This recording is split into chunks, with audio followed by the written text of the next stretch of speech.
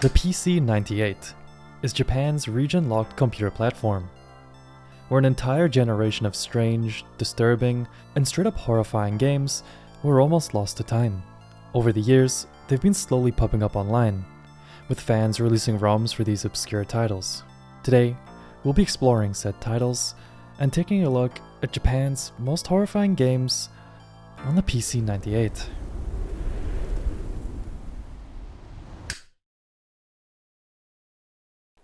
Peret Em Heru might be one of the most visually disturbing games I've seen up until this point. This is an Egypt-themed horror game made with Dante 98-2, which is basically an early version of RPG Maker. The game's creator, Makoto Yaltani, made this game sorta out of spite.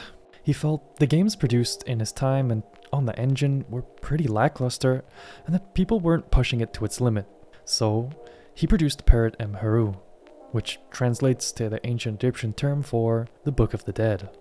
Yaltani created something that pushed the engine to its absolute limits. He was working with a limited color palette, which only displayed 16 colors at a time, as well as having to mold and sculpt around the standardized JRPG features that Dante 98 came pre-packaged with. But Yaltani pulled it off, winning awards with Peret Em Heru, creating an incredibly distinct experience that, if not for dedicated fans on the internet, would have been left to float aimlessly in its time of 1990s Japan. So, what are we looking at here?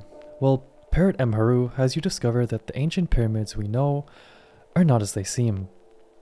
They're harboring some spiritual power within as a test for mortals. You and your investigation group arrive at Pharaoh Khufu's tomb, but you're quickly made aware of the fact that the pyramid is hiding traps meant to kill anyone who tries to disturb said tomb. What really stands out about me to this game is how truly unnerving some of the visuals are that you come across. During certain battles, convey such depth that you truly feel you're deep underground in a place that you really shouldn't be. Not only that, but the color choices, or I suppose tones that were chosen, just elevate the uneasiness. This red hue that covers every surface as you get later on into the game makes the already creepy visuals just that much creepier. What Peret Em Heru does that makes it feel different is that it has a sense of realism to it. You and the friends you arrive with seem to undergo various psychological and physical trials within the pyramid.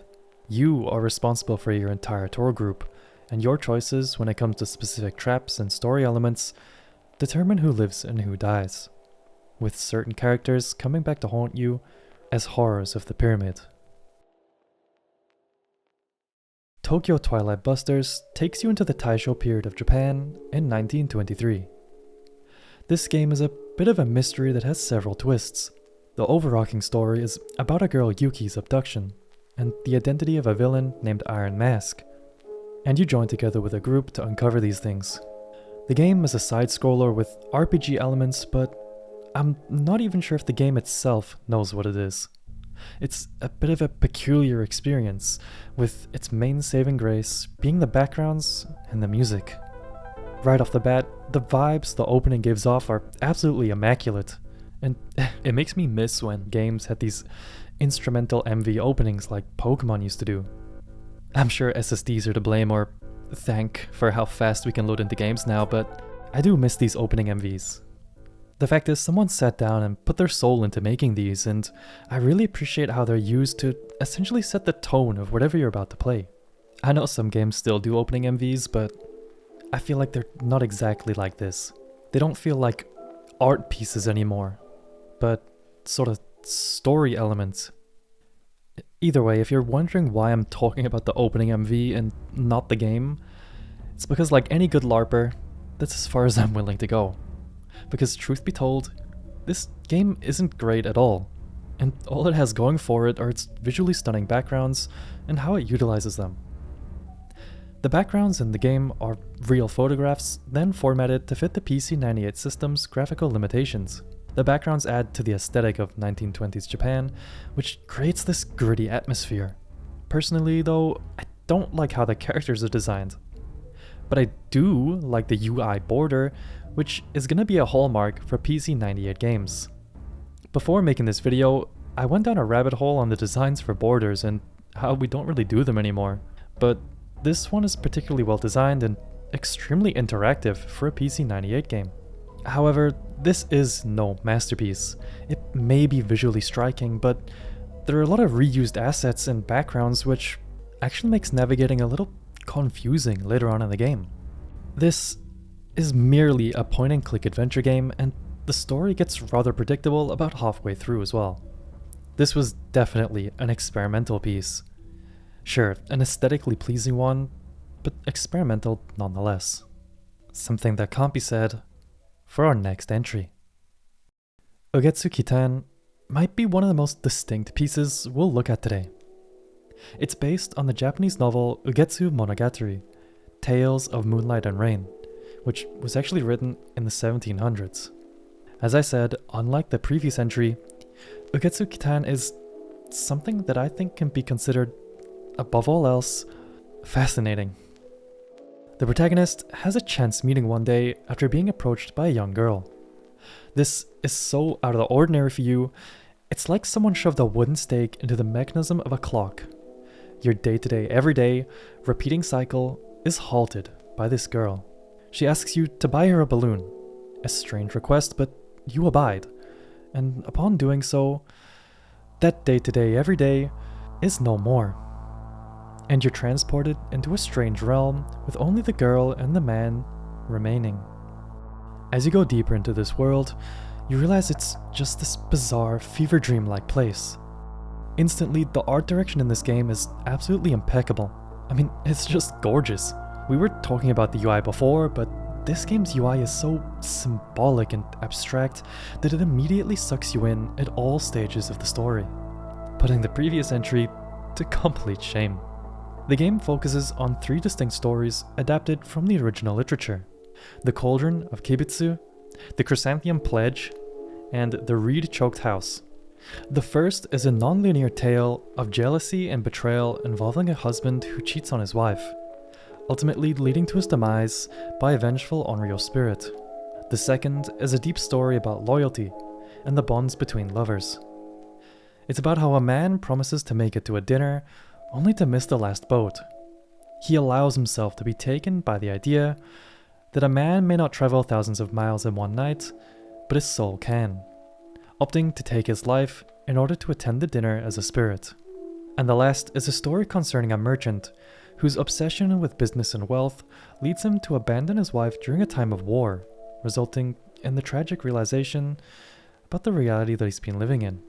If you hadn't noticed yet, Ugetsu Kitan is incredibly narrative heavy, but as the adaptation of a novel, I don't really think that's a bad thing. I feel like it is its own experience. The game's, game aspect comes more from immersing yourself in the world. Ugetsu Kitan doesn't have a hint system, and so the game becomes the ever so interesting experience of interacting with the denizens of the world, and exploring in a way that's almost like an abstract puzzle. You know those little games with the metal ball inside a wooden maze, and you have to sort of like move the maze around to get the ball into a hole? In a strange way, I feel like that's how this game makes me feel on some sort of metaphorical level. You're just sort of trying things until it works, basically, and I think this feeling stems from the fact that it is a point-and-click game, but I kind of really like what it's all about. It very does give me Cosmology of Kyoto vibes, a game I love the aesthetics of that I've talked about more in my Japan's Most Disturbing Video Games Iceberg video as a whole. And as much as it shares the similarities of PC-98 games, it isn't one, but I thought I'd mention it just to show you how similar the vibes are. And if you found this game somewhat interesting, then I think Cosmology of Kyoto, I think you will like that too. Now let's shift away from the mythological, or the classic urban legend folklore stuff, and take a look at one of the most popular PC-98 horror games, Dead of the Brain. First things first is that this is a very classic PC-98 experience, and that it includes some nudity. If you weren't aware yet, PC-98 games are typically a bit sleazy, so sometimes you're gonna come across stuff like that. But Dead of the Brain, as you can imagine, is heavier on the gore than the sleazy stuff. Anyway, the continued theme of incredibly cool borders is apparent here too. This angled pixel art shot of a tombstone as the moon ominously lingers behind the clouds above just once again sets the scene, and to put it into proper terms, very much has me seated. The premise, however, has me immediately stand back up again, as it's rather typical and at this point in time, completely overdone. A scientist creates a zombie serum and it escalates into the apocalypse. I know there aren't many ways to do zombies, but if you're like me, and someone who prefers something more subtle like how No, I'm Not a Human, for example, addresses how these weird beings came to be, and that the mystery of it is more or less left up to the interpretation of the player. But then again, this game is absolutely not that. The overall tone, the time the game was made, and what the story needed and wanted to be just did not accommodate this mysterious and broad approach. The matter of fact is that this game is nothing like the games we've looked at so far. But I also don't think it matters that this game isn't a narrative think piece, because it benefits from the simplistic approach it takes. I mean, the game is essentially a Hollywood zombie thriller. It's funny I say thriller, because it literally just feels like you're playing through Michael Jackson's music video at times. The way the zombies come to be is that the professor is running away from his first zombie creation he made on accident when he comically trips and drops the zombie serum on Stephen King's grave. As I said, this game is not like the abstract art pieces we've looked at so far. It's fun, a little scary, and the visual style of the zombies is quite nice, with some strong art direction, but it very much doesn't take itself too seriously. I can see myself being scared. If it was one of the first games I played, I would definitely be scared. But it just feels like playing through a Hollywood zombie movie. Or more so what Japanese developers thought a Hollywood zombie movie was like. And despite suffering from some plot inconsistencies, at the very least, it's pretty fun. Alongside Dead of the Brain is Marine Philt, which is from the same Nightmare Collection series. The game takes place in futuristic 2050 Tokyo, which has been divided into blocks due to the fallout from falling satellites. Said satellites were powered by a toxic nuclear fuel called Marine Philt. The protagonist, Seed F. Relics, is part of a local biker gang. The group's attempt to explore an abandoned research facility turns into a horror survival scenario when they encounter an alien entity that feeds on the toxic Marine Philt. From a gameplay perspective, it plays exactly the same as Dead of the Brain. Also, like Dead of the Brain, it is pretty cheesy and really obvious in its inspirations, which are clearly Blade Runner and Alien. Unlike Dead of the Brain, many consider its writing and dialogue surprisingly strong, making it the better of its predecessor, and I'd agree. I'd even argue its art design is better. I immediately feel way more interested in Marine Philt than in the other one. I forgot its name already. Dead of the Brain. Kizuato is a 1996 visual novel developed by Leaf. It's an adult horror title and very visually different from the games we've looked at so far. The game follows a male high school student who returns home after a long absence. Shortly after arriving, he begins experiencing violent impulses and disturbing dreams. These dreams often involve harming others, and they become more frequent as the story progresses. At the same time, a series of murders begins occurring in the area, and horrifyingly, the events in the real world start to resemble what the protagonist sees in his dreams. The story is structured around multiple character routes. The player makes choices during conversations and key events, which determines which character's storyline is followed. The game has different endings, and each route reveals different information about the overarching mystery. Some routes focus more on relationships, while others focus more on the violent incidents and underlying causes. The game presents uncertainty about whether the protagonist is responsible for the crimes at all, or if it could be something else influencing him. The tone remains consistent throughout. Most of the game is delivered through dialogue and static scenes, with occasional shifts into more graphic or disturbing content during key moments. This is very obviously a psychological horror game. The horror aspect comes from the buildup of tension through repetitive violent thoughts and the overlap of our protagonist's dreams and his reality. I love the visual style, how the backgrounds contrast against the character sprites, almost setting this unnerving precedent throughout the story. It makes me feel as if it could symbolize how the mental state of our character isn't quite right, in that he's having trouble differentiating his dreams from the real world.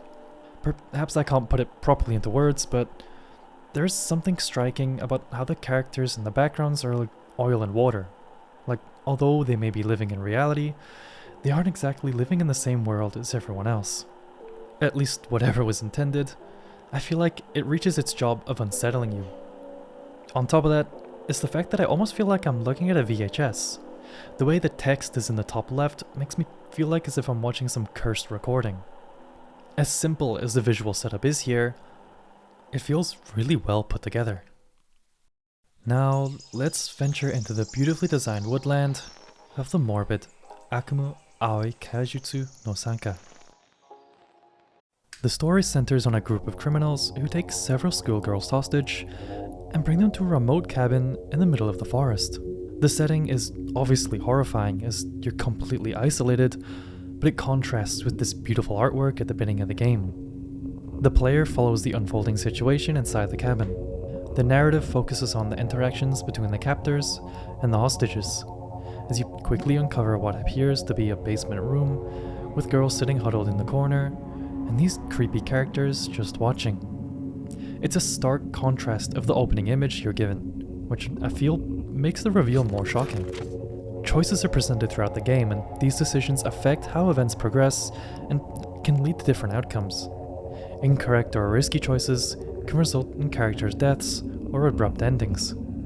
The environment remains mostly confined to the cabin and its surroundings. The game includes rather dark content and violent scenarios, so it's very much something of its time and its themes are pretty dark. Necronomicon follows a male protagonist who becomes involved in a series of occult-related incidents connected to a forbidden book known as the Necronomicon. This game is obviously heavily influenced by H.P. Lovecraft, and you can see it in all the imagery, especially the UI border. The grayscale metallic look of it, which sets the mood immediately.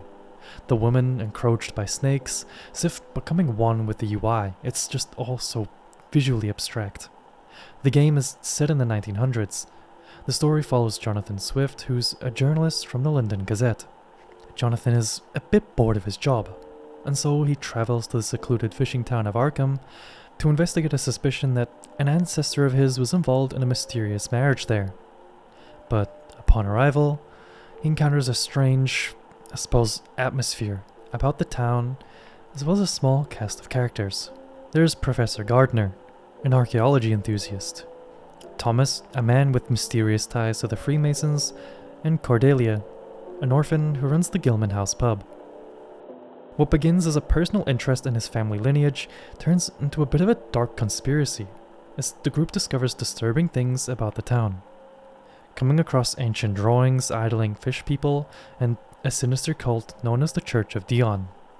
But to top it all off, Jonathan begins to experience recurring cryptic nightmares. The investigation reveals his deep-seated connection to the town's history as the narrative evolves from a stranger who rolls up to a small town to investigate a mystery and into a bit of a high-stakes struggle to thwart a cult from resurrecting an ancient god. As you'd expect from this work, the game explores themes of trauma and abuse, which are reflected in the atmosphere of what is essentially a dark, gritty British countryside-like village. Dracula Hakushaku is a beautiful gothic horror title where you play as a young man who travels to a remote European region, much inspired by Transylvania, of course. The man has received a strange invitation, and when he arrives, things aren't as they seem. Hakushaku means count, so it's literally just a Count Dracula game. I'm not sure if the game has any English translations, so I've done as best as I can. But essentially, you arrive at this castle, and there are several women who are connected to the whole ordeal, with some people already under Dracula's control, which makes it difficult to know who to trust and who not to. PC-98 being known for its eroge makes Dracula, or vampires in general, a pretty, would the word be solid? A solid choice? An expected choice. Anyway, the game plays on corruption and loss of humanity, mental domination, and the fears of what the characters are experiencing. It's quite what you would expect from a dark vampire game from the 90s. The vibe is really intense and is not afraid to push it at all. Other than being intense, the game is incredibly beautiful. Perhaps if you were being melodramatic, you could say the game represents a rose. The color scheme of the UI border is just so easy on the eyes. The marble, the bat motifs along the top of what is almost like the layout of a theater stage. The design gives me the feeling that our character in the game we're playing is but an outside spectator of Dracula's world, unaware of the strings being pulled behind the curtains. But it could also be like we're part of a play put on by the Count himself. And the way that the theater stage isn't obvious but baked into the whole design. It's like our character doesn't know he's part of a play. It's kind of cool. The symbolism and overall feel of this UI is really nice. If the developers did this on purpose, they're quite clever. Now, if the controls weren't so plastered onto the top like they forgot to add them, I think this genuinely might have been my favorite UI. Because we have this incredibly detailed border, and then just sort of these elements thrown up on top that look like they were designed by another department who was just told, make it look kind of gothic, and it'll all mesh together. Maybe I'm wrong, but I kind of feel like we aren't matching up properly here. It looks like two different people designed stuff. Anyway, the game doesn't seem to have multiple endings, and is really more of a novel you just sort of click through. It's not an engaging choose your own story type of thing, and as far as I can see there's only one ending, and then it ends. I'm not really sure. A common theme most of these games have though is that they are amazingly designed but sort of suck gameplay wise. And it's kind of funny how I feel like we've completely swapped that around in today's age, where most games have the gameplay aspect figured out with tons of stuff to do, but then everything looks like the same slop because it's all using Unreal Engine. So I get kind of a big culture shock when I look at some of these games and I see that the design team poured their hearts into them. It's also probably why I've been playing GTA 5 for the past 12 years and haven't played anything else. I can't think of many games as of recent that actually impressed me. A handful of indie games have been pretty striking. Elden Ring. If I'm stupid and forgetting something, let me know. Anywho, this game has a really nice OST as well, and I've been playing it in the background during this section, and it sets the scene for Count Dracula's castle quite superbly. All in all, this game really nails the atmosphere expected of a gothic vampire visual novel. And if it had English, I would definitely recommend you to try it out. But this one may be just a tad lost in translation. The Ghost Hunter trilogy, but specifically Laplace no Ma, is pretty important when it comes to horror. But more specifically, the survival horror genre, being the first game to specifically combine dungeon crawling with horror, and implementing systems like resource management and item scarcity. But we'll be taking a look at the second game, Paracelsus no Macon. As it is, as far as I can tell, the one for the PC-98, with Laplace no Ma, the first game, being released on the PC-88. Now, the first game was set in a single haunted house location, but the PC-98 sequel turned it into a bit of a JoJo's Bizarre Adventure as they set off on a globe-trotting journey set in some strange fascist Europe world. Your group is recruited by a billionaire to rescue a rider from a cult. Upon completing the rescue, you're gifted a dagger, the Dagger of Paracelsus, an artifact that they use to track down and confront various secret societies across Paris, Munich, and all over. You just travel around with each chapter, focusing on a different specific society, which is trying to do some evil stuff. Now, as well liked as these games are, and specifically the second one, the game is, sort of whatever. At the very least, the previous games on this list hold up visually, and if someone saw you playing them, you might get a, whoa, what are you playing? But if someone saw you playing this, I think it'd be more of like a, dude, what the fuck are you playing? Sure, the game looks whatever, but I suppose if you want a bigger game, you gotta go cheaper on the artwork. Some of the imagery is at least somewhat off-putting, but I'm not even sure if it's entirely intentional. Very few, but some of the backgrounds give like liminal space energy. There's just some empty rooms with pyramids in them for some reason. So if I were looking on the bright side, it I'd say I like that. But that's about it. It has one of the ugliest UIs we've seen so far, and despite that, it seems to be very well liked. I don't really like it. I don't like the look of it.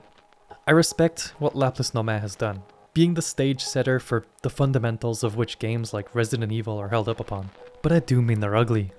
They just don't hold up in the same visually alluring way that the other entries do. And I don't care for it, but it is what it is. I will add though that I peeked at some SNES gameplay of Laplace and it looks so much more aesthetically pleasing. It's kind of funny because apparently back in the day the developers were all worried that PC-88 and PC-98 RPGs were dead and not selling, and that the console versions were the future. And it just makes me think, of course they weren't selling when they looked like they did. What did they expect? I mean, they were right, of course. Consoles were the future and have been up until maybe like last year. But I just think it's a little funny that they saw their games selling terribly on PC and assumed PC was dead, and not having realized that their games might just be giga ugly on one and far better put together on the other. It's kind of amusing to me. While we're talking about important games, I feel like I should mention the original Corpse Party, which was a PC-98 game. The original Corpse Party was a tiny RPG Maker prototype. The setup is of course the same, with the overall game just being a whole lot simpler. During a storm, Ayumi tells a story about a student who died in a stairwell 40 years ago, and was never found. Shortly after, the students are pulled away into an alternate dimension, where they must navigate the haunted and crumbling school building. I've talked about Corpse Party so many times. I don't need to do an analytical deep dive in the Corpse Party, but this game is a cult hit, with tons of remakes in the modern systems, so I have no need to spoil it, as it is one of the games you can actually play. So let's get back to our niche region-locked stuff. Horror of Cridewell and its sequel, Heart of Saphilamun, are two games almost considered lost media, at least in the sense that they are very heavily undocumented up until about 4 years ago, when videos slowly started popping up on YouTube. I will be honest, I have no idea what these games are about, other that they're super niche. I might be stupid, but I can't find anything in English, and the only video essay is in Russian. Visually, these games are quite odd. They will look like this. Almost as if it's been drawn in MS Paint anime style that looks... I mean, you're looking at it, it's just a bit odd and silly, looks like a kid drew it. Only to then come out with this. This amalgamation of horror. Pink, bulging flesh with what can only be described as this creature's mere attempt to grow limbs, sprawling out from every which way on this mound of mess. The eye creeps me out in particular. Its only successful attempt at mimicking a human, just so it can stare you down during the combat sequence. Its contrast, done perhaps unintentionally, but done well. It reminds me of such a thing that scared the hell out of me when I was a kid. I had this game on the Nintendo DS, something like Combat of Giants Dragons, and it's as you'd expect. You are a dragon in a fantasy land fighting other dragons. You fly around within the world, coming across other elemental types of dragons, and if I remember right, it has sort of a battle intro like Pokemon. And you typically, it's like ice, fire, and earth sounds. And so I was flying around and suddenly I get into a battle and the DS starts playing this alarm at me. And all of a sudden, I'm fighting a police car. And the police car is like fighting at me as if it's an animate object, honking its horn and as if it's a real thing attacking me really loud. And not only that, but there was a school bus too. The contrast here, the bus, the cop car, they're so out of place in this world that it just scared me so much that I actually quit playing this game. I was really enjoying being a dragon, and I was terrified of what else was hiding in this world that I just didn't want to play. I wanted to be a dragon and fight other fantasy creatures, and I got squared up to by a school bus and aliens and stuff. I went onto a little bit of a tangent, but the fever dream fights in that game absolutely stuck with me. Anyway, my point was that contrast can be a powerful form of horror, Powerful enough that I remember such a minuscule event in my life and a very uninteresting game otherwise an entire decade later. There's a very heavy GORE scene that I wish I could show, but I'm almost certain I will get demonetized. Anyway, this scene very explicitly backs up my point that these games understood contrast in horror. Do you know when you're watching SpongeBob, or there was a show called Flapjack or Courage the Cowardly Dog, and then it randomly cuts to like this 8K resolution detailed image of the hairs and the pores on their skin? This game gets that. And you know what? I actually don't know many games that get that. So as ugly as this game is, I actually think it's doing something kind of special. We do have things like Doki Doki Literature Club, but this isn't that. Doki Doki doesn't do a full art style change to invoke fear. So if you know a game that does do this, let me know. I kind of want to play one now. But other than that, there's not much else I can figure out about this game. They are basically lost media, at least to me, because I can't read it very well. I've done my best. Japan's PC-98 system created an incredible environment that I think thrived artistically. Unlike today, the games on these systems were all pretty diverse. They all had their own unique style and tried new things. And looking back at them, it fills me with such a strange feeling that I think is admiration. Admiration for an era which made things out of, I suppose, love for the medium. It must have been much harder to be a games designer back then, and so I think what got made was made by the frontrunners who really understood the systems at a higher level than what you might find today. I took game design, and I have no idea about anything. They taught me how to use Unreal Engine, and that was literally it. So it's incredibly easy to see how games today have become a bit uninspired en masse. Not to be a Debbie Downer, I'd rather play today's games and those of the future than be forever trapped in 90s RPGs and visual novel hell. But there's something special here, and I'm very happy to have explored it today. If you're interested in this type of thing, subscribe to my newsletter Lost in 2007. There's a link below, but I'm going to try to get back into posting, so if you want to stay up to date, or I suppose go back in time, then I'd appreciate you checking that out. Anyway, thanks for watching.